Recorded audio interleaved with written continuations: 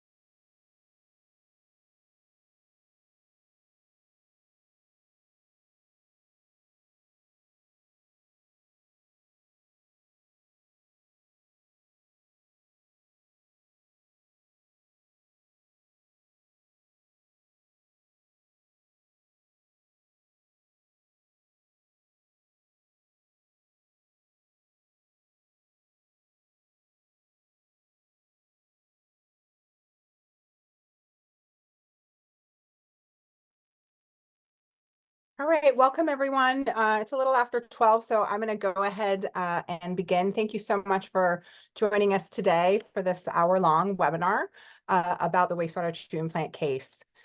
So I'm Angela Haren. I'm an attorney here at Chesapeake Legal Alliance. I worked on this case alongside my colleague Evan Isaacson, who's also an attorney here at CLA, and Alice Volpitta, who is your Baltimore Harbor Waterkeeper at Blue Water Baltimore. And Blue Water Baltimore, of course, was the plaintiff in this case and CLA's client. I also just wanted to mention we had significant help from Barley Snyder law firm, so specifically Marty Siegel, who is an attorney at Barley Snyder and provided pro bono assistance to us on this case as well. So I want to get through a few housekeeping items. This webinar is being recorded. If you have a question, please use the Q&A box. We will attempt to answer them as we go. We'll also have some time at the end for questions. If you're having any technology issues, you can also use that Q&A box, or if you're unable to do that, you can email our colleague Molly Brown at this email address.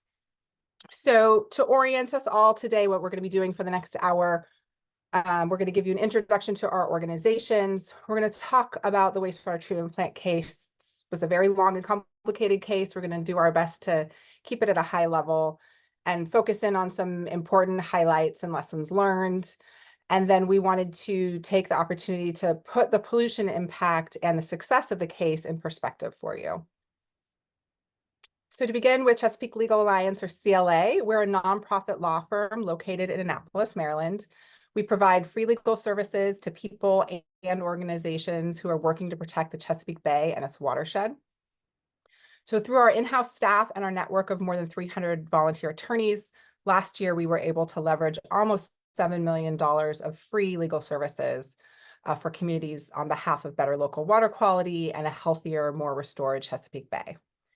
If you or your organization is interested in our services, please visit the Get Legal Help section on our website. And also, I'd be remiss if I didn't mention that because we do provide all of our legal services for free, and we rely on generous grants from foundations as well as donations from individuals. If you'd like to support us, there is a Donate Now button also on our website. And with that, I'm going to turn it over to Alice to introduce Blue Water Baltimore. Thanks, Angela.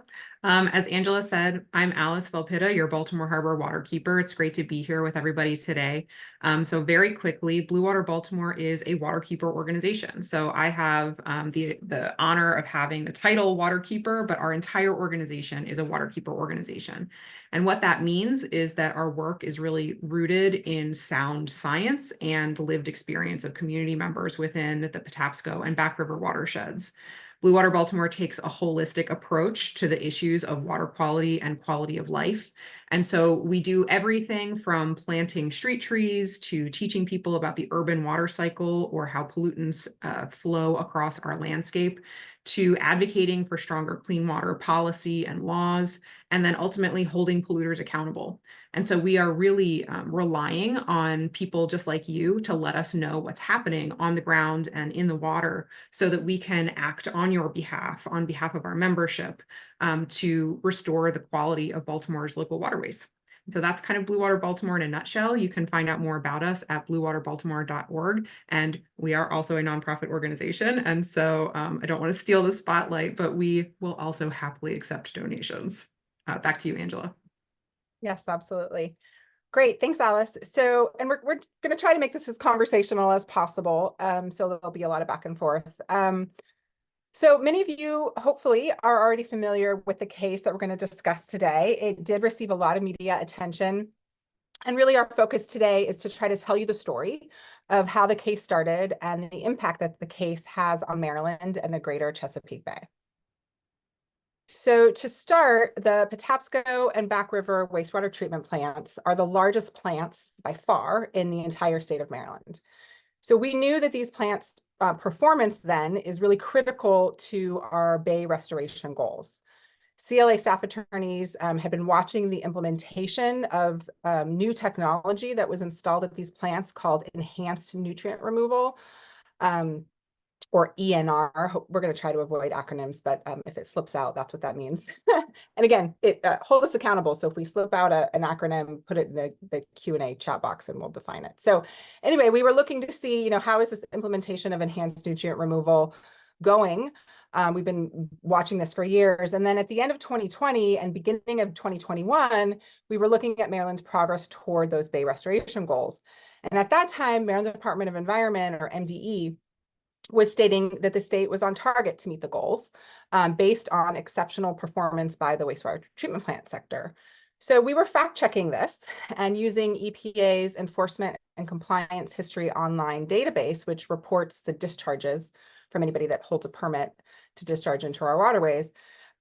When we pulled the reports for Back River and Patapsco wastewater treatment plant, we found that far from having exceptional performance, these plants were essentially melting down with really high spikes in nitrogen and phosphorus, which of course are nutrients that cause dead zones in water bodies. So Chesapeake Legal Alliance and Blue Water Baltimore has a long history of working together.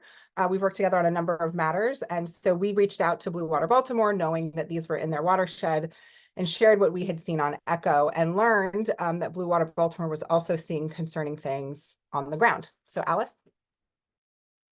Right. So, we initially brought this lawsuit in 2021, but for Blue Water Baltimore, our concerns and really our attention have been on the Patapsco wastewater treatment plant in particular since at least 2013.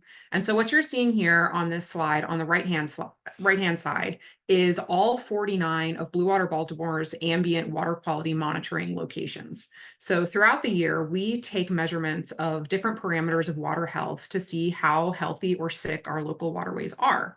In 2013, we expanded the scope of that monitoring program down further into the Patapsco River. So previously, we were only sampling bacteria in the inner harbor area, but due to an influx of funding in 2013 and the strategic vision that we needed to be able to better protect our entire watershed, we expanded our monitoring a little bit further down the river. And so this next slide shows you the location of one of those monitoring stations that we expanded into in 2013. This is just a zoomed in picture of the Patapsco River. So the star on this map is the location of the Patapsco wastewater treatment plant. There is a pipe that is attached to the Patapsco wastewater treatment plant. It takes all of the treated effluent or wastewater from that plant and discharges it right back out into the river. So for folks who don't really know how wastewater treatment plants operate or how they work, this can kind of be like a light bulb moment for a lot of people, realizing that everything we flush all throughout the sewer shed, which is sort of like a watershed, but it's how all of the sewer pipes are connected, eventually goes into these plants, it gets scrubbed clean, and then it just gets discharged right back out into the river. So in 2013, we decided to place one of our monitoring stations right on top of that wastewater treatment plant effluent pipe so that we could keep tabs on what was coming out of the plant. We can rely on those discharge monitoring reports that Angela mentioned earlier to figure out what's happening inside the plant. But in order to really find out how that's affecting local waterways, we needed to do our own monitoring. And so this is a picture of where our monitoring location is right over top of that pipe. So in 2013, almost immediately, as soon as we started doing that monitoring, we started seeing problems at that location. So this next slide shows you a couple of pictures of what is called fog, or fats, oils, and grease. And so when we would take our boat, the muckraker, out to this monitoring location, we could see little bits of white stuff floating in the water. It was nowhere else. It was really only localized to the area right above the wastewater treatment plant effluent pipe where our monitoring was being done. And excuse me, when I first saw this, I had no idea what I was looking at. It kind of looks like floating bits of styrofoam, but I would later learn that these chunks of white stuff that you can see in the water at this location, it's a combination of old toilet paper and grease and shampoo and all other kinds of nasty stuff that's not being properly separated out and filtered in the treatment plant, and it's being discharged. So this is a violation all on its own of the permit that this plant holds. Because of all of the evidence that we were collecting about the fog at this location, ultimately we reported this to Maryland Department of the Environment, and they brought a legally binding consent order against the plant and against Baltimore City in 2016 so that they could fix the problems inside the plant. But this was our first indication that something wasn't going right at the plant. So fast forward a couple of years, we continue to do our routine monitoring, and then we found some troubling evidence of more problems in 2021. So what you're looking at here is a graph of all of the bacteria samples that Blue Water Baltimore has ever collected at the Patapsco wastewater treatment plant from 2013 through 2022. So every single one of these dots that you're seeing is a different day that we went out and collected a water sample. So it's very difficult to see on this graph because of the scale of the graph, but there's a little teeny tiny dotted line way down at the bottom where all of the green dots are. And that is the Maryland state threshold for what is considered bacteria levels that are too high and too dangerous to come into contact with from a public health perspective. So every sample that we collected over the course of this monitoring period from 2013 to 2022, that's a green dot, is okay. It means it's below the bacteria threshold. And anything above that threshold is too dangerous to come into contact with because it indicates the presence of too high bacteria, which can be related to other pathogens that can make people sick if they come into contact with it. And so what we saw in the beginning was every once in a while we would get a high bacteria level, but it wasn't very common. Typically, the water at this location is the cleanest of any of the water that we see because it's being treated by the plant. But in 2021, on April 20th of 2021, I believe, we got a very high bacteria reading from this location. That in and of itself isn't a huge red flag because it happens every once in a while, but 2 weeks later, we got another bad bacteria reading. And so because of that, and because of the history of this location, we reported that to the Maryland Department of the Environment because this was very concerning to see high bacteria levels at this location in particular. So this next chart shows you that not only were bacteria levels problematic, the nutrient levels coming from this facility were also problematic. And so this is what Evan was watching out for. This is what CLA was seeing when they were reviewing DMRs, or discharge monitoring reports, from the facility. This chart shows you total nitrogen in the effluent that's being discharged from the plant. So just as a point of reference, that enhanced nutrient removal that the Patapsco plant is supposed to have should be bringing down the total nitrogen levels to about 3 milligrams per liter. Raw, untreated sewage has a total nitrogen content closer to 30 milligrams per liter. And so not always based on the other parameters, but looking at total nitrogen, what was being discharged from this facility was closer to untreated sewage than it was to what it was supposed to be, that treated effluent. And so obviously these two things combined, and all of the information and the data that we were collecting, all the evidence, was extremely troubling. And so that's when we reported it all to Maryland Department of the Environment and requested follow-up inspections. Thanks, Alice. So I'm going to go through and show you what we saw from some of those inspections that MDE did. But first, I think it's important to just get a very basic understanding of how a wastewater treatment plant works. So this is an example of what's called a primary settling tank in good working order. I just pulled this off the internet. This was not taken, photo was definitely not taken in Baltimore. And so here's what you need to know. Wastewater treatment has multiple stages. The very first, right, primary, the very first is to settle out those solids from the non-solids. And from there, there are a number of treatment processes that happen which are designed to make the wastewater cleaner and cleaner and cleaner until we're finally discharging something at the end that meets the permit requirements. So here is what a primary settling tank is supposed to look like.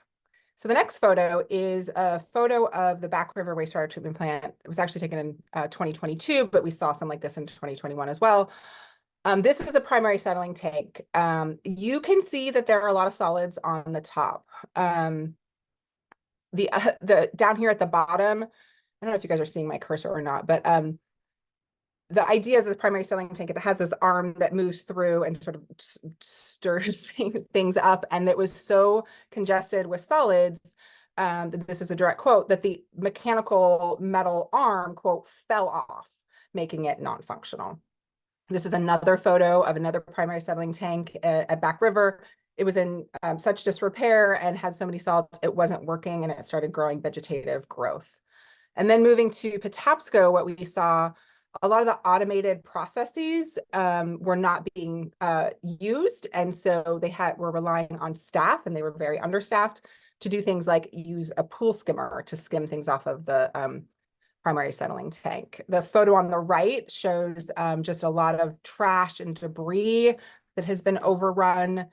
And then the next slide is the same thing on a conveyor belt. And listen, I don't think any of us need to be wastewater treatment plant experts to know that this is not a clean or good looking wastewater treatment plant. So, so what happened from there? Well, a lot, but just to quickly summarize, there was such a chronic backlog of solids that it caused these systematic failures throughout the plants. Right, as I just mentioned, there are multiple stages of wastewater treatment, starting with your primary settling that go all the way through centrifuges, et cetera, to the end discharge point that's supposed to be clean wastewater. But when you see solids coming out of a wastewater treatment plant pipe, which we saw, that is telling us and telling everybody that there are failures literally at every single stage of that wastewater treatment, because they're supposed to be filtering out from the very beginning. And what happened was really just a staggering amount of pollution. So every wastewater treatment plant in Maryland has a permit that allows them to discharge a certain amount of nitrogen and other pollutants into our waterways. Here, because the plants were not working properly and they vastly exceeded their permit limits. So to give you an example, comparing the years of 2019 to 2021, we saw the amount of nitrogen from these two plants doubled. They were specifically 2 million pounds of nitrogen over their permitted limits.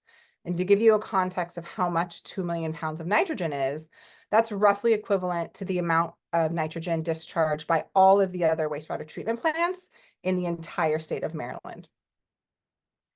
So one of the things that's really important here to understand is that these two wastewater treatment plants serve a very large metropolitan area, and they're processing a lot of wastewater. And I'm saying that just to help you understand, but also to emphasize how important it is to Baltimore City and to Maryland as a whole that these two wastewater treatment plants are in compliance with their permits. They're so big, anything that goes wrong, you know, it's in huge volumes. So if these two wastewater treatment plants are out of compliance, our chances of reaching any Bay cleanup goals are severely jeopardized.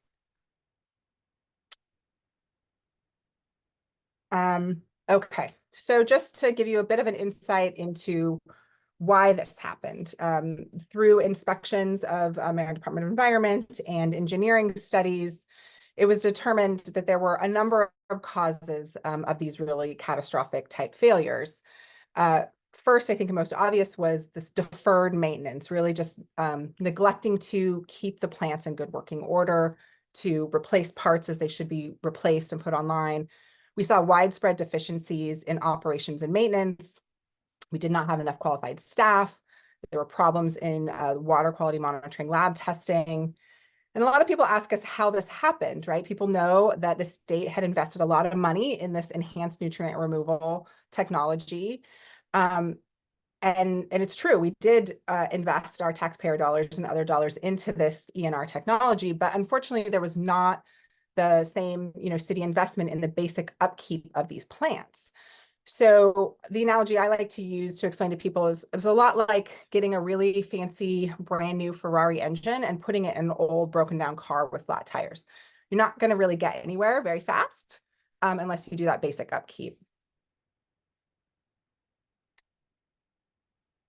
Okay, so that brings us to our legal action. So when CLA and Blue Water Baltimore really understood the full extent of the problems, it became clear that we needed to take legal action. So we issued what's called a notice of intent to sue. This is required under the Clean Water Act. It puts the city, Maryland Department of Environment, and EPA on notice of our intent to bring a lawsuit. The purpose of this notice requirement, it allows the defendant 60 days or enough time to, or potentially enough time to fix violations and avoid being sued. It also allows time for the agencies who have authority to enforce the law to come in and do just that. So here that would have either been Maryland Department of Environment or EPA. But neither of those scenarios happened within that 60-day period. So we brought our lawsuit in federal court. And then shortly thereafter, MDE brought its own case in state court, and we intervened in that state court action. So lawsuits take time, and so do settlements. And the city had said that it was working to fix the problems at the plants and wasn't necessarily going to wait for the resolution of the case in order to make some changes. But we were really growing concerned of the continued pollution and permit violations that we were seeing through MDE's inspections. So in the summer of 2022, we filed what's called a preliminary injunction in our federal case, which was to ask the court to step in and compel the city to act before the case is finalized. So I won't bore you with all the legal specifics here. We can answer questions if you have them, but ultimately the court denied our motion without prejudice, which meant it left the possibility for us to come back if necessary and file an injunction again, and directed the court directed the city to provide the court with an update on its progress every 30 days. And that's really was the ultimate victory for us because that's what we wanted. We wanted the city to make progress and we wanted them to be held accountable by the court. And then we began a three-way negotiation, which concluded in late October of 2023. And the consent decree was signed in early November of 2023. So I'm going to spend a little time on this slide. There's a lot of information here. I will say that when we started the lawsuit, we spoke to Blue Water Baltimore and tried to determine what were our goals, their goals for the case. And we're really proud to say that we all worked very hard and we achieved great success in reaching those goals.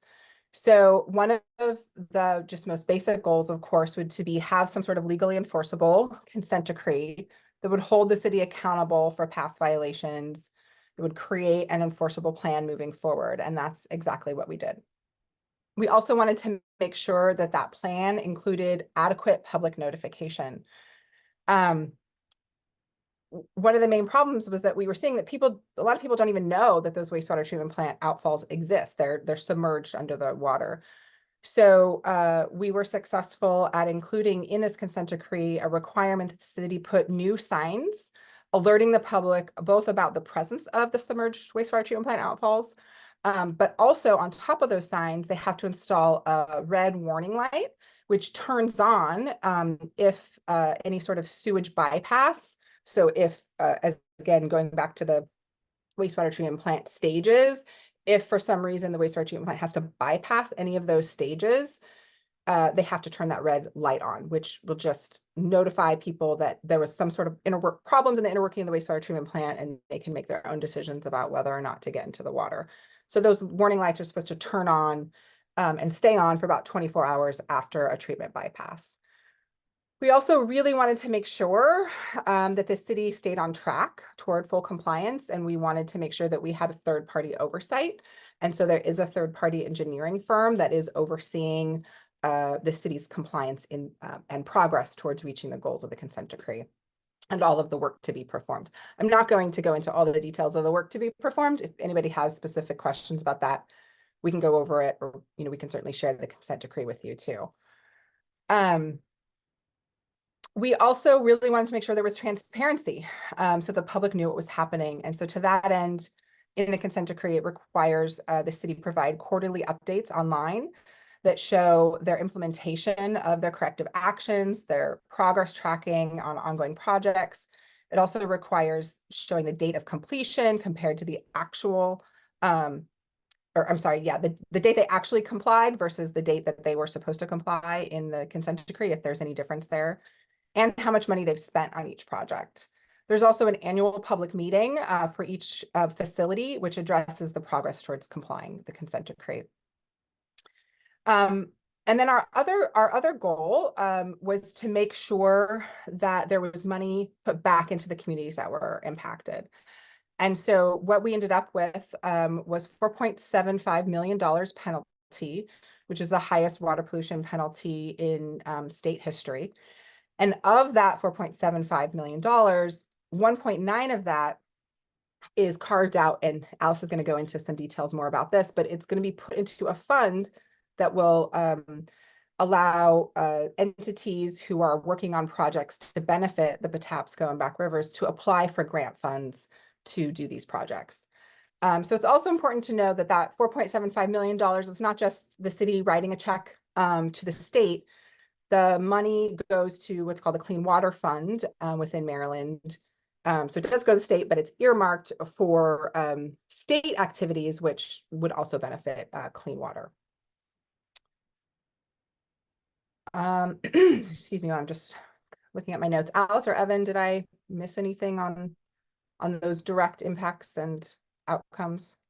So I think one thing that I just want to mention very quickly about the public health notification, this was really important for us because Blue Water Baltimore has been documenting for years that folks will sit in their boats right on top of the effluent pipe coming out of the Patapsco wastewater treatment plant because it's a great fishing spot. And so not only will people take their own individual boats there, but charter fishermen will bring parties of people who aren't necessarily familiar with the area, and they'll take them fishing right there. It's a great spot for catching rock. The entire Patapsco tributary is a pretty popular rock fishing area. And so the problem there is that people had no idea what they were getting themselves into. That's why this public notification is so important, because people are coming into contact with the water routinely, both, to go fishing, to go paddling, to go wading in certain areas. So this piece was really, really important for us, and we're very proud of this piece of it. Yeah, great. Thanks, Alice. So in addition to the, direct outcomes written into the consent decree, what we saw over the period of 3 years that we were working on this was really some inspiring and a great improvements outside of the consent decree itself. So more indirect, we'll say, outcomes. So that includes increased awareness, just both through the media and community attention, word of mouth. People really are starting to pay attention and know about these problems and care about the water quality. And that just, is, I think, a really great benefit. We also saw the Maryland General Assembly being very concerned about what was happening, and two things came out of that. One of them was the creation of a task force to study a regional potential for a regional water infrastructure management. So really just looking at how is wastewater and drinking water managed in the Baltimore region. Right now, the city controls it for Baltimore County and a few other counties. And so the task force was charged with looking at the current management and trying to give advice about whether or not some sort of regional structure, maybe akin to what WSSC does, if you guys are familiar with that, in Maryland and DC region as well, a more regional approach. Also, during the time that we were negotiating the consent decree, the General Assembly passed a new law, which was mandating inspections for facilities that are in significant noncompliance. So, had that law been in place prior to this case, we likely would have seen inspections from Maryland Department of Environment. My best guess is we would have seen them many months sooner, back when the city first reported on ECHO that it was having significant violations that MDE would have had to spend inspectors there. And then also, I think a really great benefit and outcome is that we've seen a lot of increased community monitoring in the Back River. And so for that, and to talk about some of the other benefits this case has provided, I'm going to turn it back over to Alice. Thanks, Angela. So really, as the scope and the scale of the problems at both of these plants started to become apparent, both to us, but also to the public at large, community members started rallying around their rivers. They're concerned about the ecology of their rivers. They're concerned about their kids' health, their family and their community's health. And so this is one of the really interesting things that we saw, kind of like on a parallel track to all of this legal work that was happening. We got a lot of media attention about this issue, and people really started coming out of the woodwork with their stories about how they've been impacted. So I just mentioned earlier about how we've been documenting for years that charter fishermen and others are going right on top of that effluent pipe at the Patapsco wastewater treatment plant. And as a result of the media that we garnered from this case, I had somebody reach out to me from the Old Road Bay area, which is on the east coast of the Patapsco. And he told me about some serious flesh-eating bacteria infections that he and his father had both incurred after going out and doing charter fishing in the area and cutting their hands with, the fishing gear that they were using. And he sent me pictures, and they're not in here because they're pretty jarring. But this is the type of story that just kept flooding in. We got a story, somebody reached out to me from the Back River community, and he told me about his son who had been swimming in the Back River. He cut his foot trying to get down off of the ladder from the back of their boat when they were swimming. And he ended up getting a septic hip infection that put him in the hospital for several days, and he had to relearn how to walk. So these are the types of human impacts that people were associating with everything they were hearing in the media. I don't think that every single thing that people experience are a direct impact or a direct result of what's happening at these treatment plants. But the point is that people were paying attention in a way that they really never have before. And there was this groundswell of activity and support and really outrage about what was happening at both of these facilities. And I think some of that momentum really informed government agencies' response to what was happening at these plants. So for example, this is a picture on this slide of our friend and colleague at Back River Restoration Committee, Desiree Graber. BRRC has been an integral partner to us throughout the course of this case, but also in our work at large. This is a picture that she took, or I think her son took of her in March of 2022. She was collecting samples out in the Back River, and the water that she's holding there is black. In March of 2022, Back River residents documented floatable solids, I'll call them, throughout the Back River in the area around the Back River wastewater treatment plant effluent pipe. And ultimately, MDE issued several press releases, not really sure exactly what the content of those floatable solids were, but they ultimately determined that it was partially untreated sewage solids that were either discharged directly or resuspended as a result of the plant's operations. And so all of this is really continuing to point to the deficiencies at both plants. And at the time when the Back River community really rallied around this issue in March, MDE issued an emergency directive for MES, Maryland Environmental Service, to come in and provide enhanced oversight at the Back River facility after this sampling and after this evidence was collected. So as Angela mentioned, there has been enhanced monitoring both in the Back River and in the Patapsco as a result of this case and in response to this community upwelling of support. So typically Blue Water Baltimore does water quality monitoring in our tidal waterways between April and November. That's kind of like our typical water season. But because we needed to keep a closer eye on what was happening during this time, we started doing winter season monitoring at the Patapsco plant. And we also developed a new relationship with Back River Restoration Committee to do bacteria monitoring long-term in the Back River as well. We also started up a new community-based bacteria monitoring program with Back River residents.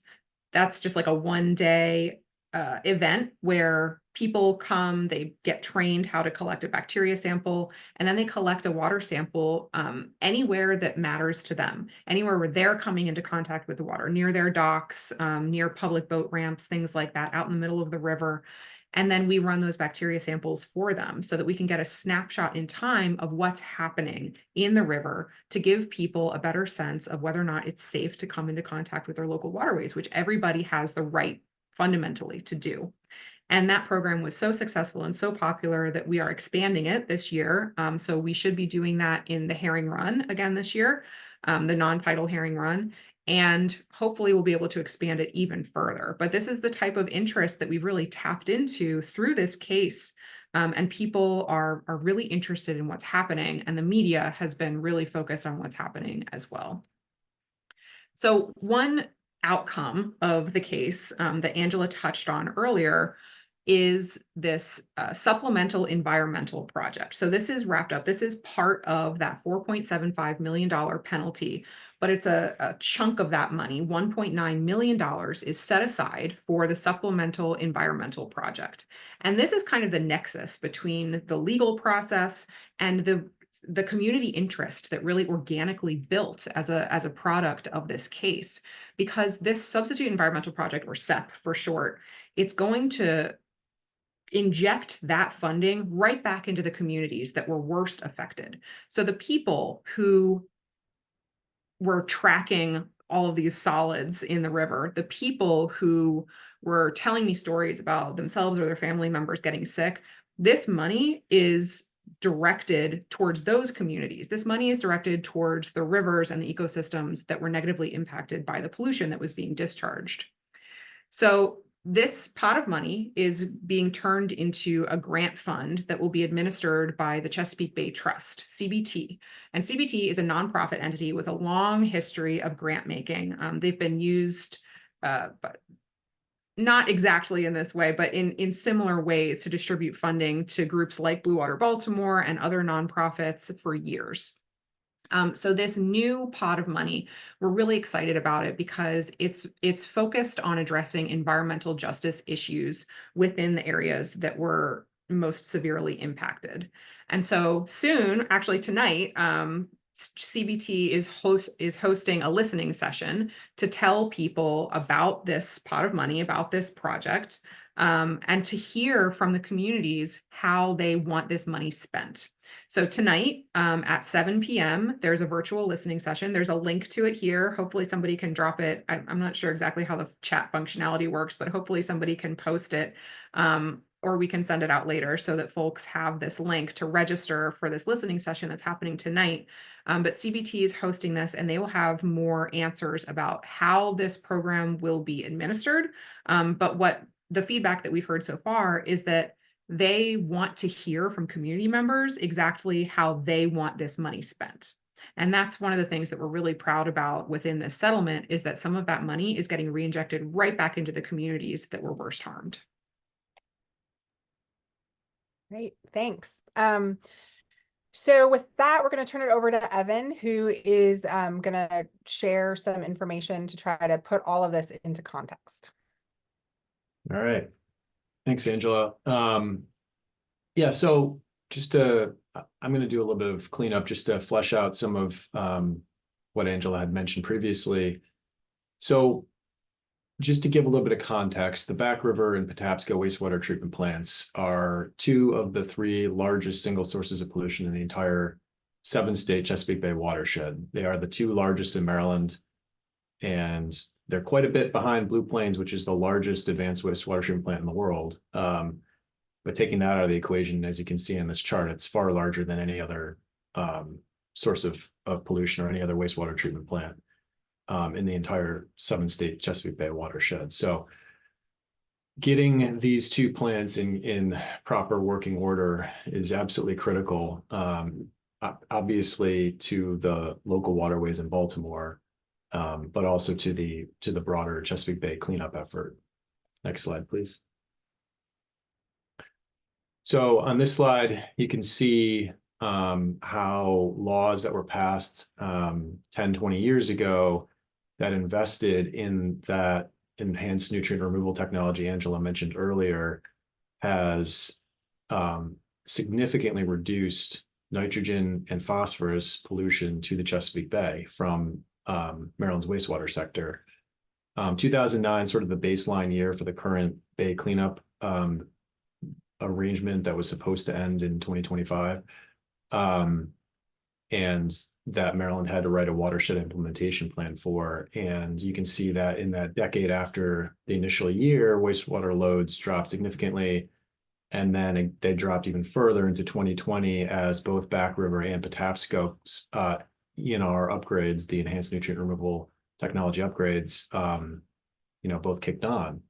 So for at least one full year, we were seeing what had taken decades and billions of dollars to achieve come to fruition.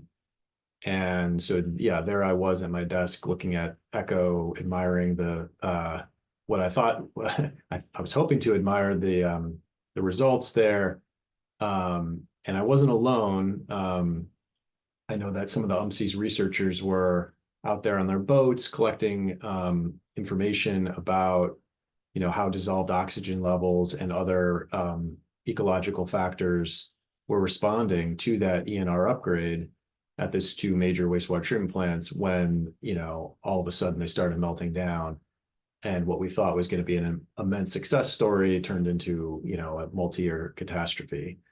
And you can see in this chart how those levels in 2020 bounced right back up in 2021. And again, it's not in this chart, but 2022 looked fairly comparable. The red line on this chart is the wastewater sector's target for 2025. So you can see that in 2020, they met and exceeded that target for that sector. And then in 2021, it reversed all of that progress. Next slide, please. So to add a little bit more to what Angela was saying earlier, this is EPA's database showing the average monthly concentrations for nitrogen at the Patapsco wastewater treatment plant. Again, you can see, prior to January 2021, the levels had come down pretty significantly from where they were before the enhanced nutrient removal technology upgrade, and then all of a sudden spiked up to what would be considered closer to raw sewage levels at its peak, and that remained there for quite a long time until finally, the wastewater treatment plants were finally being cleaned up, and with all of the solids backup being removed and the systems being brought back onto line. And then once the sort of the initial stages of the wastewater treatment plant process were back in order, those enhanced nutrient removal technology filters, which are towards the later stage of the treatment process, were able to do their jobs again. And you can see how, now they're actually producing effluent of a quality that's below ENR level and 10 times below where things were 2 years ago at its worst. And I want to emphasize a couple of things related to this chart. It took billions of dollars, many billions of dollars, to get from that top red line to those bottom two red lines, right? It's substantial infrastructure upgrades funded by the city of Baltimore, Baltimore County, and their taxpayers and ratepayers, the state of Maryland, and the federal government. They pour billions of dollars into the systems, both the collection system and the wastewater treatment plant system, to get effluent to a quality that is as low as 8, which was the previous BNR technology that was upgraded a decade ago, and then down to that 3 milligrams per liter level. So this reflects massive economic and fiscal investment into these wastewater treatment plants to get the effluent down, the pollution down to that level. Next slide, please. So I do want to also emphasize that those technologies that we've been talking about, they don't just control nitrogen and phosphorus, which are the pollutants that cause the dead zones in the Chesapeake Bay and the Patapsco. It also controls countless other chemicals and pollutants. So for example, PCBs, there's a PCB TMDL in place, a total maximum daily load, which is a cap on the amount of pollution that a healthy water body can receive. So they're required to monitor for PCBs. On this chart, you can see prior to the meltdown on the left, what it looked like during that crisis period, and then what it again looks like now.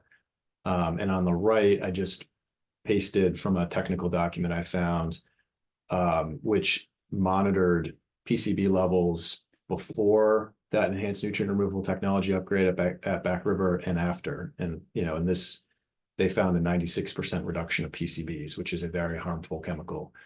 And it's just one. I want to emphasize this is, there are tens of thousands of pollutants in any waste stream. And the job of these wastewater treatment plants is to remove, to the extent it can, all of them. So having these wastewater treatment plants in proper working order, not leaking like a sieve, not bypassing routinely, not failing at every stage, is critical, not just for reducing the dead zone in the Chesapeake Bay, but for protecting public health and from all of these potentially hazardous chemicals. Next slide, please. Yeah, so back to the Chesapeake Bay Watershed Implementation Plan and the TMDL. Just emphasize another point that Angela made earlier. One of the reasons why we had such intense focus on these two plants was the significant, and I would argue excessive focus that the state of Maryland has put on wastewater treatment plant reductions to meet the Chesapeake Bay pollution reduction goals. In 2017, they wrote their third and final watershed implementation plan to basically just focus almost exclusively on wastewater treatment plants. And then they doubled down on that several years later when EPA told all of the states in the Bay region that you have to come up with this sort of climate addendum to the watershed implementation plan. And that climate addendum was supposed to account for the additional pollution that would need to be reduced to account for the effects of climate change on the Bay. And instead of coming up with solutions that actually have anything to do with the effects of climate change, they said, well, we're just going to hope that the wastewater treatment plants can reduce their pollution further, which really irked me and a number of other advocates because it's just an inappropriate policy response. But be that as it may, that was what the state said they were going to do. So in the highlighted language, you can see that to meet the additional 750,000 pound reduction target for nitrogen, they were going to assume that the wastewater treatment plants, instead of meeting a 3.25 milligram per liter nitrogen effluent goal, they were going to just lower it to 2.85, which numerically would work out to the 750,000 pounds. So it's safe to say Maryland's putting all of its eggs in that basket, the wastewater treatment plants. So that was why we were focusing so intensely on, is this even feasible? Are the wastewater treatment plants actually capable of achieving that? How are they doing? And that was when, we started looking at the ECHO database from EPA and noticing that far from those exceptional levels of nitrogen, we were seeing obviously what we saw in January 2021 through sort of the end of 2022, just extremely high levels and very concerning levels. Next slide, please. So another point that I want to make, just to put this in scale, agriculture is the biggest source of pollution to the Chesapeake Bay. If you look at nitrogen, for example, and that's what's on this chart, for the entire duration of the Bay TMDL, since from 2009 through 2021, when the latest data was out, agriculture, the largest sector, which gets a lot of attention, was able to reduce 1.37 million pounds of nitrogen. That's almost exactly as much as the Patapsco wastewater treatment plant increased from 2019 through 2021, making all of that progress just essentially evaporate. And that doesn't even include the Back River. You put those two together, it's vastly more than Maryland was able to reduce from the agricultural sector. So that just kind of puts in perspective how much pollution we're talking about here. Next slide, please. To put it in economic terms, again, I mentioned how many billions of dollars it took to bring these two wastewater treatment plants to the point where they were at. But another way of looking at it is to think about, when we say 2.16 million pounds of nitrogen, that's the difference between 2021 and 2019, before and after the meltdown. MDE pays, and they, right on their website right now, they're soliciting applications for people to put projects in the ground that reduce pounds of nitrogen pollution. And they say right there, anything under $100 is considered to be cost effective. So if that's the economic value that we are putting on a pound of nitrogen, then stands to reason that 2.16 million pounds of nitrogen is many hundreds of millions of dollars of pollution that should never have been in the rivers in the first place. Next slide, please. All right, I'll finish up with this. As a non-scientist, I think one of my favorite parts of this case was when we got to talk to some esteemed scientists at the University of Maryland Center for Environmental Science, UMCES. They produced some affidavits that we were able to use in our preliminary injunction. And I learned a lot about the Patapsco estuary, including some things that just really emphasize how important it is for us to get a good result in this case, and how important it was for us to bring that preliminary injunction to try and stem the pollution as quickly as we can. The scientists told us that, far from your typical image of how a river flows, that the Patapsco estuary, that tidal portion where the wastewater treatment plant discharges, is part of a multi-layered circulation pattern, such that both at the surface and at the bottom, pollution and water are flowing towards the inner harbor where most of the people are recreating. And that's especially true in the summer when most of the people are there, making the pollution from that wastewater treatment plant a significant contributor to the pollution in the harbor. Next slide, please. And this is basically just a continuation of that concept. Yeah, suffice it to say, what we learned was, A, we need to fix the problem as quickly as we can, and B, we need to have greater transparency over any overflows and bypasses in Baltimore, because that pollution is very much not going out to the bay and then the Atlantic Ocean. It is staying there. Next slide, please. And then finally, this is the last I will say here, but this is just emphasizing that same point that unfortunately, it's not also the case that we can just assume that because the effluent levels have returned to very good levels now, that the 2-year crisis didn't have a lasting impact on the ecosystem. Quite the opposite. What they found is this sort of nasty feedback loop where all of the pollution that sort of accumulated over that 2-year period stays there for a significant amount of time. It caused what's called a regime shift. So it has and will continue to have an impact. And I'm sure the UMC scientists are back out there examining this now to sort of see how long it takes for that ecosystem to, again, respond to much lower levels of pollution coming out of the wastewater treatment plants. And with that, I think I am done, but happy to answer any questions.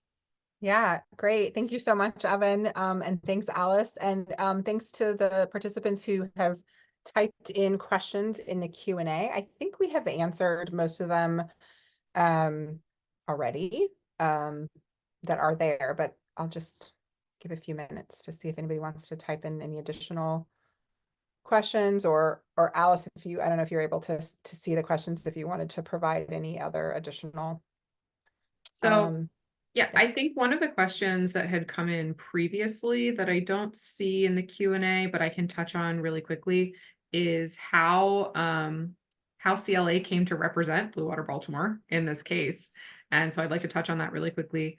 So Angela and I have known each other for a very long time. Previously, she was the Baltimore Harbor Waterkeeper at Blue Water Baltimore.